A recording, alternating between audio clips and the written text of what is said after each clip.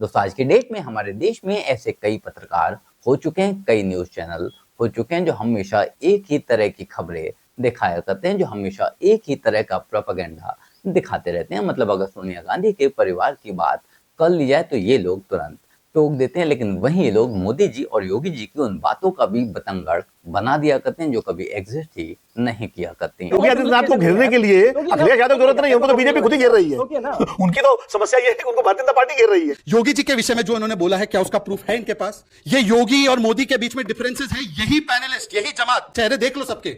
2022 के चुनाव से पहले भी आपने ये नैरेटिव फैलाया था, नहीं फैलाया? और वही थियरी वापस से आपके शो पर आकर फैला रहे हैं। आप उनको एक भी बार काउंटर क्वेश्चन नहीं कर रहे।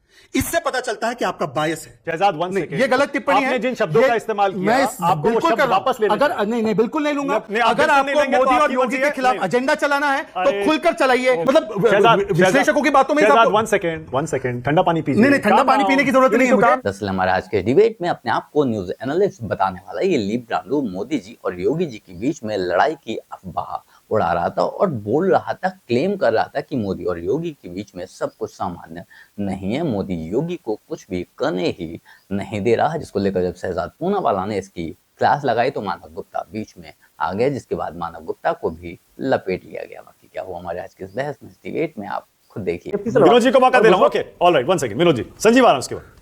नहीं देखिए, बाइपोल से क्यों जा रही? बाइपोल से लड़ना कोई गैर संवैधानिक? यही मैंने आपसे पहले भी पूछा था। बाइपोल से लड़ना कोई असंवैधानिक है क्या, या कोई अपराध है? अरे जब मौका बाइपोल का आएगा, बाइपोल से आदमी आएगा, जब जनरल पोल का जनरल पोल से आएगा। ये कोई बात नहीं है। ये कोई एक दूसरी बात, योगी आदित्यनाथ को घेरने के लिए अखिलेश यादव की जरूरत नहीं है, उनको तो बीजेपी खुद ही घेर रही है। उनकी तो समस्या ये है कि उनको भारतीय जनता पार्टी घेर रही है। मुझे लगता है आपका ओवर सिंप्लीफिकेशन है। अरे मेरा जवाब कैसे विनोद जी, कैसे योगी जी को बीजेपी कैसे घेर रही है? इसका जवाब ऐसे घेर रही है कि योगी जी को अपना डीजीपी लगाने की तो अनुमति मिली नहीं।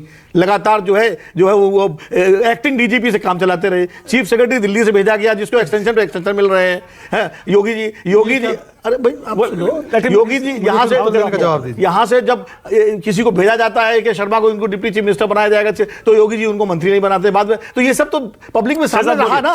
तो ये सारी चीजें, अभी जो ब्लेम गेम चल रहा है उत्तर प्रदेश में कि जिम्मेदार कौन है, कि अध्यक्ष जिम्मेदार है, मुख्यमंत्री जिम्मेदार है, तो सारा जो है मीटिंगें चल रही है जो पार्टी के अंदर इंटरनल होता है। तो ऐसा तो नहीं हम लोग को मालूम नहीं होता। ठीक है, ऑन द रिकॉर्ड कुछ नहीं आता। शहजाद तो बोलेंगे अच्छा है, पार्टी का पक्ष रखेंगे। मैं बोलूं क्या? बिल्कुल बोलिए। एक बात कहेंगे फिर बोल लेना आराम से। लेकिन सवाल ये है, अच्छा विनोद जी, अब अखिलेश यादव समाप्ति नहीं हो रहा, टाइम है। अखिलेश यादव विनोद जी इस पर एक छोटा सा मैं स्पष्टीकरण जी, आप देखिए, एक तो ये एक तरीका से दे रहा हूं। उन्होंने कई सारे आरोप लगाए। अगर मैं उसको खंडन नहीं करता हूं तो मैं एज अ राष्ट्रीय प्रवक्ता अपना धर्म नहीं निभा रहा हूं, तो मैं अपना बोलूंगा, आप अपना ज्ञान बाद में दीजिए। मैं आपसे पूछ रहा हूं, अब मैं देखिए, ये मेरे साथ अन्याय है, ये अन्याय है। आप मुझे काउंटर करने का भी मौका नहीं देंगे। मतलब विश्लेषकों की बातों में वन सेकंड ठंडा पानी पीजिए। नहीं, ठंडा पानी पीने की जरूरत नहीं है मुझे, पर ये डिबेट का तरीका नहीं हो सकता। इतने बड़े आरोप लगाए और मुझे बोलने का मौका ना मिले। नहीं, आपने शांतनु को इतना, उन्होंने एक टिप्पणी की तो ये बुरा मान के उनको पूरा बोलने का मौका मिला। मुझे मेरी आपत्ति दर्ज करनी है तो मुझे मौका नहीं मिला। शांतनु की नॉन डायरेक्टेड टिप्पणी पर आपने उनको मौका दिया कि नहीं दिया? आप अपने ही टाइम के 3 मिनट बर्बाद कर चुके हैं। मैं अपने टाइम का नहीं, मैं आपकी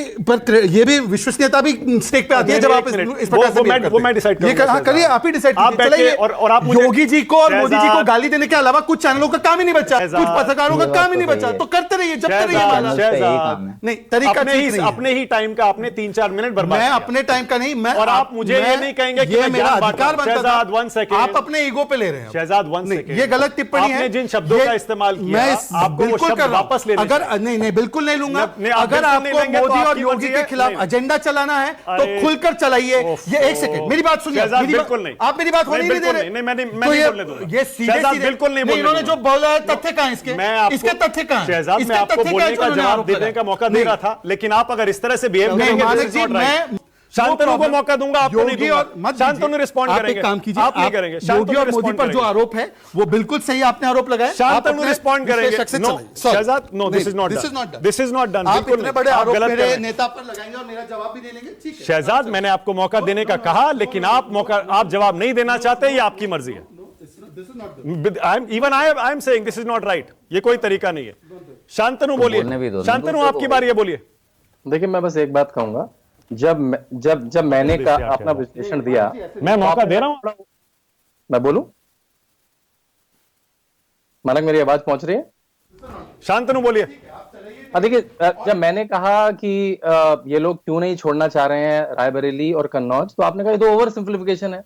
लेकिन जब हमारे विनोद जी ने कहा, मैं वरिष्ठ पत्रकार कहता हूं तो वो उनको नाराज हो रहे हैं, जब विनोद जी ने कहा कि नहीं वो बाईपोल से जाएं चाहे वो मेन चुनाव से जाएं, उनका कद तो एक ही रहेगा, तो ये बस इसमें ओवर सिंप्लीफिकेशन नहीं है।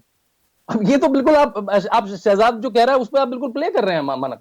और दूसरा बात, मैंने कहा भाई अखिलेश ने दबाव बनाया रायबरेली में, हर आदमी को पता है। नहीं तो तब विनोद जी कह रहे नहीं नहीं हमें क्या पता, लेकिन इनको ये पता है योगी मोदी आपस में क्या बात करें। तब ये ड्राइंग रूम में बैठे थे मोदी के, तब ये योगी के। तो देखिए ये विश्लेषण का तरीका है। बाद में अगर आपको सब कुछ पता है तो फिर विश्लेषण क्या है, फिर तो आप भविष्य वक्ता है। आप तो मतलब फिर आपको पता ही है सब, फिर विश्लेषण की जरूरत ही क्या है। अब कभी आप ओवर सिंप्लीफिकेशन कर देते हैं, कोई दूसरा बिल्कुल ये कहता है उनको मेरे पूरे तथ्य में क्या लगा, नहीं 1 साल का फर्क नहीं है 2 साल का फर्क है, ये उनका सबसे बड़ा आर्गुमेंट था। तो इसमें सबको दर्शकों को पता लग रहा है। Shantanu, 1 second, okay 1 second.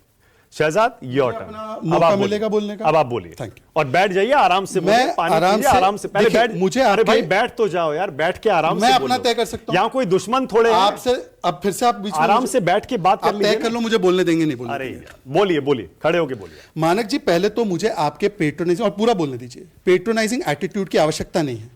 मैं भारतीय जनता पार्टी का वन ऑफ द मोस्ट विनम्र राष्ट्रीय प्रवक्ता हूं, जो सबकी बातों को स्वीटली सुनता भी है, अप्रिशिएट भी करता है जो अच्छी बात करते हैं, और कभी किसी से अरे तुरे नहीं करता।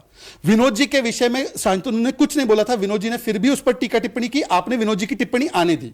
पर जब विनोद जी गंभीर आरोप लगा रहे कि डीजीपी को बदलने में उनको दिया नहीं जा रहा है, डीजीपी अपना अपॉइंट नहीं करने दिया जा रहा है, आपने एक बार भी हल्के से नहीं पूछा विनोद जी प्रूफ कहां है इन चीजों का?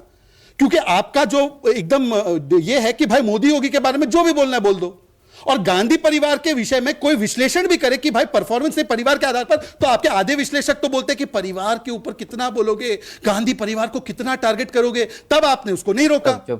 पर मोदी योगी के, अब मैं 2 सवाल आपसे चाहता हूं। योगी जी के विषय में जो इन्होंने बोला है, क्या उसका प्रूफ है इनके पास कि उनको डीजीपी चेंज लगाना था और नहीं करने दिया? ये अफवाहें हैं, ये सोर्सेज है, या इनके पास पुख्ता प्रमाण है? आपके चैनल पे बिना पुख्ता प्रमाण के चलता है क्या कहा? सुन लीजिए, अब सुन लीजिए, मेरी बात पूरी सुनिए। हाँ बोल लीजिए। दूसरी बात मैं पूछना चाहता हूं, ये योगी और मोदी के बीच में डिफरेंसेस है, यही पैनलिस्ट, यही जमात, चेहरे देख लो सबके, 2022 के चुनाव से पहले भी आपने ये नैरेटिव फैलाया था नहीं फैलाया था? आज उनसे पूछे ना कि 2022 से पहले जब ये सेम ओपन बुक से कोट कर रहे थे, तब वहां पे कुछ साबित नहीं हुआ? उन्होंने बोला तो इस चुनाव में हटा देंगे, देखना नया मुख्यमंत्री ले आएंगे। यही पत्रकारों की जमात ने, और वही थियरी वापस से आपके शो पर आकर फैला रहे हैं। आप उनको एक भी बार काउंटर क्वेश्चन नहीं कर रहे। इससे पता चलता है कि आपका बायस है। आप वरना पूछते हैं उनसे कि हमारी सरकार बनी, हमारे 71 मंत्री बने, आंध्र में सरकार बनी, ओडिशा में सरकार बनी, एक सवाल नहीं पूछा यूपी में हमारे लिए क्या खराब हो गया? हमारी 33 सीट्स है, हम नंबर 2 पार्टी है, पर जिसकी 10 साल में 9 सीटें आई हैं, उससे बोल रहे कि आपने तो फतेह कर ली दुनिया। यह बायस है, और यह bias I am calling it out.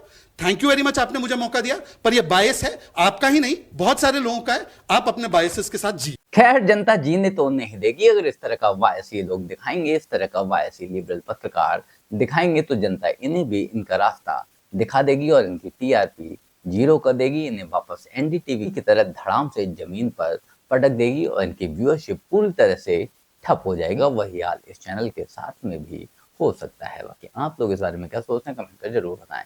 जल्द मिलते हैं किसी नए वीडियो में नए टॉपिक के साथ। तब तक नमस्कार, जय हिंद।